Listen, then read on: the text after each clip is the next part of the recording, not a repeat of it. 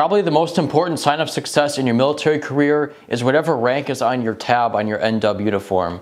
Whether it's a rate or a rank or whatever it is, it's going to be the first thing they notice before they even talk to you, and it's going to completely change the conversation depending on what they see.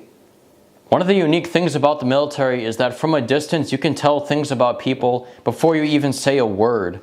Like you can see that a person has a certain high level of status, they have a certain number of ribbons, which means a lot of experience. They have a certain demeanor to them, they have a certain appearance that you can't really tell from the civilian world. Like you see someone old, you figure they have more experience. But in the military, you can literally read where someone has been, what they've done. You can see how important someone is because they have a little label on them. This person's really important. Like you should treat this person with a lot of respect versus someone over here that maybe even looks older, is stronger physically, but they're only an E1 or E2 or E3. That person is not going to be treated the same as a chief or an officer. So first of all, believe it or not, you can actually join the military at a higher rate. So like if you meet certain requirements, if you have previous experience that we're going to go over, you can get it onto your contract that you're going to start as E2 or E3 instead of just as an E1 like I did.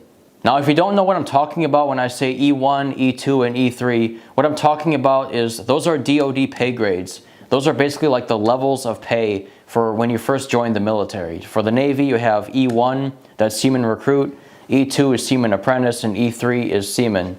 Now the main difference between 1, 2, and 3, E1, E2, E3, is your pay. So you want to start off, if you can, with these methods to get a higher pay right off the bat. Because if you don't do these methods, there's other ways to get it, but it's going to take a lot longer. And if you don't get the first couple of methods, keep watching, you might get the next ones, and you're definitely going to get the next ones because you're eventually going to get them over time anyways.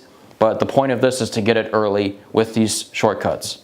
So the first prerequisite you can have to get promoted right off the bat before you even get to boot camp is college experience. So if you're bringing a certain skill set, if you have a college degree, or if you have college credits, if you're accepted, if the college is accredited, and it's on the National Center for Education Statistics website, which I'm going to leave in the description to see if your university or college that you went to is listed and accepted by the Navy, you can receive E2 and maybe even E3 based on that experience.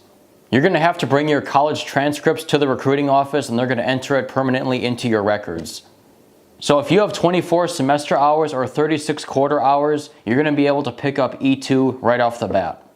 But if you have 48 semester hours or 72 quarter hours, you'll be able to pick up E3, which is a little bit better. If you attended a foreign university like London or Berlin or wherever you went, make sure you talk to the recruiter about it. See if the university that you went to is recognized by the Navy, and if you qualify, you're going to have to meet the same requirements, but talk to the recruiter, see if they accept it, and hopefully, even based on your foreign university experience, you can still pick up E2 or E3. Besides getting you started as a higher rate in the enlisted structure, if you have a full college degree, you can also apply to be an officer. But if you're going to go the officer route, make sure you're talking to an officer recruiter and not an enlisted recruiter. Because I had a friend in A school who tried to become an officer with a college degree, and he went to the enlisted recruiter, and unfortunately, I guess he didn't fully understand what he was doing, but he signed all kinds of papers and he ended up going to boot camp as an E3 instead of going to officer candidate school as an O1 or as a midshipman on his way to becoming an O1 technically. So make sure you read your paperwork, make sure you know exactly what you're doing, and don't fall into any potholes or any kinds of whatever's going on. Don't look like an idiot. Make sure you know exactly what you're getting yourself into, and you're going to be a lot better off than if you try to go through something quickly just for the convenience. So the next one is the Navy Sea Cadets program. So if you were in it and you completed Navy indoctrination training at an approved facility, if you reached E2 or E3 in the program and you're not 24 years old yet, you can qualify to reach E2 or E3 in the real Navy when you join. Next, if you were in the Civil Air Patrol and you received the Billy Mitchell Award, you automatically get E2. If you receive the Gold Award from the Eagle Scouts or the Girl Scouts, you can automatically join as an E3. If you became an E5 in the Young Marines, you automatically can join the Navy as an E2. If you became Quartermaster of the Sea Scouts, you can join the Navy as an E3. And for ROTC, if you completed 2 years, you can join as an E2, and if you completed 3 years, you can join as an E3. Just make sure you bring proof of any of these programs to your recruiter so they can enter it into your records. You can also pick up E2 and E3 based on getting other people to sign up. And the Navy is going to distinguish what kind of candidates that you're bringing. So obviously, if you bring someone that's trying to become special warfare or an officer, that person is going to be more valuable to the Navy than a regular recruit trying to become a regular rating. So if you bring one referral to the office and they sign up, and they're not trying to be a nuke, an officer, or spec war, you're going to get a letter of appreciation and that's it. Like, it's nice, but it's not going to help your career necessarily in terms of getting promoted. However, if that person is trying to become a nuke, an officer, or a spec war, you're going to get the letter of appreciation and you get to pick up E2 right off the bat. So besides the nuclear field people that you can bring in, there's also the special warfare people that you can bring in, the candidates that are looking to become Navy special warfare. So the contract that your friend is going to sign has to have one of those ratings on it. So for the nuclear fields, you're talking about MMN, ETN, and EMN, and for spec war, SO and SB. It has to be one of those ratings on their contract and documented they joined because of you and your referral. If it doesn't have that, it's not going to count towards your promotion. So if you get an officer candidate to sign up, you're going to get E2, a letter of commendation, and a certificate. If you get 2 candidates to sign up that are not spec war or nuclear field, you're going to get the letter of commendation from a flag officer, a certificate, and E2. It's a letter of commendation from a flag officer. A flag officer, if you don't know, is someone that's an admiral. If the 2 candidates that you bring are nuke field or spec war, you're going to get the flag letter of commendation, certificate, and E3. And if the 2 candidates that you bring are officers, the same thing. Again, make sure that it's documented on your records and the other person's records that they joined because of you so that you can be properly compensated and rewarded for your efforts.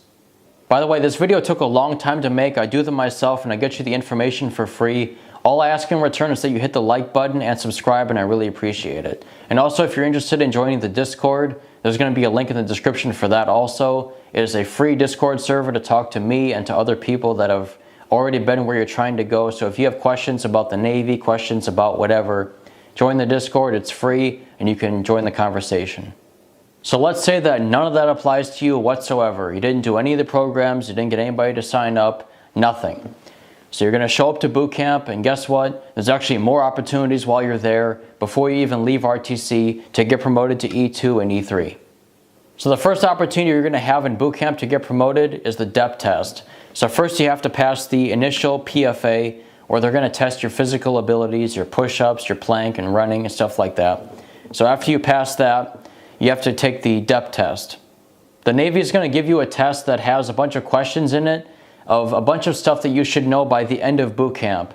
But if you can prove that you know it already, you can say, hey, I already know all the stuff you're going to teach me already. Guess what? You're going to get E2. You might be wondering what kind of stuff is going to be on the test, and the answer is some pretty simple stuff like the rates, meaning like E1 through E9, the ranks, meaning O1 through O10, from ensign to fleet admiral, you should be able to recognize them, the abbreviations, what the shoulder marks look like, the cuff insignia, the rings up and down the sleeves of officers. You should know that 3 is a commander and 4 is a captain, stuff like that. So if you know all that stuff, if you can recognize and describe all of the rates and ranks, and you know who certain individuals are, like the Chief of Naval Operations, some combination of those questions that they're going to be teaching you the answers of throughout boot camp, you can say, hey, I already know all this stuff, and you're going to get E2. So make sure you know all that stuff before you even get to boot camp. I've already covered that in other videos, but I'll say it again here.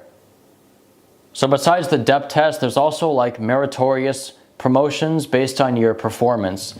So like if you showed up to boot camp out of shape and not really knowing that much, and you left boot camp, they saw you develop right in front of them to become somebody a lot more in shape and really downloaded all the Navy information into their brain. They know all the stuff they're supposed to know. They might say, wow, you're really somebody that we should, have as an example for others around them. We're going to make you an E2. That could happen to you. You can also get promoted if you were a leadership role. It doesn't really apply to like laundry PO, which is what I was 2 years ago in boot camp when this was filmed. But it especially applies for like yeoman, RPOC, and AROC. But especially RPOC and AROC. Those are like the person in command of the division and the second in command besides the RDCs, the recruit leadership. if you're in that position, there's a high likely chance that you can get, E2 or E3 based on that performance. Your RDCs are the ones that are going to make the decision of who to promote. They might say, like, you're the most improved player, or you know what, you're the person that shows the most leadership potential around here. We're going to bump you up to E2. Maybe you're going to get E3. They can do that. So about 3 or 4 people in my division got promoted that way. So say none of this applied to you still. We didn't get promoted before boot camp. We didn't get promoted in boot camp. There are still more ways to get ahead. So I already did a complete video on the Master at Arms A School, which is what I am and what I went through. And during A School there, you can get promoted to E2, you can get promoted to E3 based on your performance in that school. So if you got top shot, if you were class leader, if you were some other position, if you were like, an honor graduate basically in A School, they also have the power to promote you. But say even that doesn't apply. First of all, it might be different for other A schools besides Master at Arms for how you get promoted, if they even do it at all, I don't know. But say you go to CS school or you go to LS, there might be an easier way or a harder way to get to E2 and to get to E3. Maybe you should talk to someone else about their A school to see if they do those programs. But assuming that also doesn't apply to you, you leave A school still as an E1, there are still other ways to get ahead. So if you leave A school or say boot camp as an E1 still, despite all the stuff we went through, you just have to wait 9 months to get to E2 automatically. So if you leave boot camp as an E1, you can just wait 9 months to become an E2, despite all of the stuff we went through. But 9 months is still a very long time to just wait to get it. Like 9 months is almost a year, and say you signed up for 4 years, that's almost a quarter of your entire enlistment just to get to the second level that we just went through 100 ways to get to in other different shortcuts and stuff. So assuming all that doesn't happen, you can still automatically get E2 automatically after 9 months. And then to get to E3, the same thing. Another 9 months, you get to E3. So going from E3 to E4 is a lot more of a complex topic. So like before 2020, you would either have to get mapped or you'd have to pass the exam. So being mapped means you put together a package, or like, I volunteered, I'm part of a committee, I'm in the training department, I've done all kinds of certificates, I deserve to be put as a petty officer 3rd class because I'm basically already serving that role without pay. So you put the package in and the command will pick you, hopefully, to get promoted to E4. That's the way it used to be. Or you'd have to pass the exam, which means you have to take a test, and on that test is all kinds of questions about whatever rating you're in. So say for Master at Arms like me, it's going to be a bunch of security questions, security policies, like all kinds of stuff relating to your job, and you have to pass that test in order to pick up. After 2020, they changed it. Starting in 2020, after 6 months as an E3, you would automatically pick up E4. So you don't have to worry about being mapped, you don't have to worry about the exam. You automatically pick up E4 after 6 months as an E3, and that's how I got it. That's how a lot of people got it. But the last cycle to pick up like that was at the end of 2023. You'd automatically pick up E4, and if you didn't get it then, I'm sorry, but with the new nav admin, unfortunately, that was the last cycle. There's no spring cycle for 2024, which means you have to have, at this point, a total of 30 months service since you joined in order to pick up E4. So by that point, you have to be an E3, and then once you hit 30 months, which is almost 3 years, you're going to pick up E4 automatically. So at this point, all the easy promotions are over. So like there were 100 ways to go from E1 to E4 easily, before you joined, during boot camp, after boot camp, at your first command. There's all kinds of ways to go from E1 to E4. And at this point, it gets a little bit more complicated because going from E4 to E5 is a big challenge that some people spend years on. So one of the first things you need to do in order to get E4, E5, or above is to pass a test called the PMKEE. So on your phone, you're going to download an app called PMKEE, and you're going to do like a practice test. It's going to ask you all kinds of different questions about your rating and pretty much about the Navy generally. And once you pass that test, you're one step closer to getting promoted. So once you pass the PMKEE, it's going to automatically show up in your records that it's done, but it has to be done every single time for E4, E5, E6, E7. You're going to have to do it again and again. But once it's done, you're ready to go up for E5 after 12 months as an E4, and you have the two methods. You're either going to get mapped, which we already went over, or you're going to pass the exam, which we already went over. Putting together a map package can be really difficult. Passing the test can be really difficult, but once you make it, it's going to be worth it. Going from E4 to E5 is a really big jump. You get a huge pay increase. You can live off base now. There's a huge respect increase. There's a lot of stuff that happens. It's really special. If you're a third class trying to get mapped to second class, your job is to take on the extra tasks and responsibilities, perform them well, and basically say to your command, I mean, not verbally, but through your actions, to say like, I'm already doing the job of a second class. I just need the 2 chevrons to complete it. The things that you can do to show this are like getting all your qualifications, getting warfare devices like surface warfare and air warfare, passing a bunch of certs and programs on e-learning, collateral duties and involvement with like training teams, volunteering for events on your off time, being a part of associations, getting good evals with MPs and EPs, and just having visibility and a reputation. I know someone on this base, and every time I see them, I'm like, you're that one second class that's with the MA Association. Like, that's the one MA Association second class. You want that kind of branding, especially if leadership sees you and they think that. On the other hand, it's also very easy to stand out with a bad reputation. So imagine you're a first class and you have like 50 people you're looking after. You have 49 people that can really amalgamate, like they're all working together, they're all doing the right thing, or at least they're blending in well. But you have one person that's known for kind of like a goof up or something they messed up on. That person has it like written on their forehead. You know, imagine you go to the grocery store and you're pushing a shopping cart. 3 of the wheels are working fine, but one of the wheels, you know, you've had the shopping cart before with the wheels going like this while you're pushing the cart, or it's squeaking or something. You're not really thankful that the 3 wheels work. You're just looking at this one oddball wheel and you're like, you know, what's wrong with this thing? So really, you can stand out for good reasons, you can stand out for bad reasons. Try to stand out for good reasons. If you're trying to put together a map package, just go over the top. Like, you're competing with hundreds of people in your department.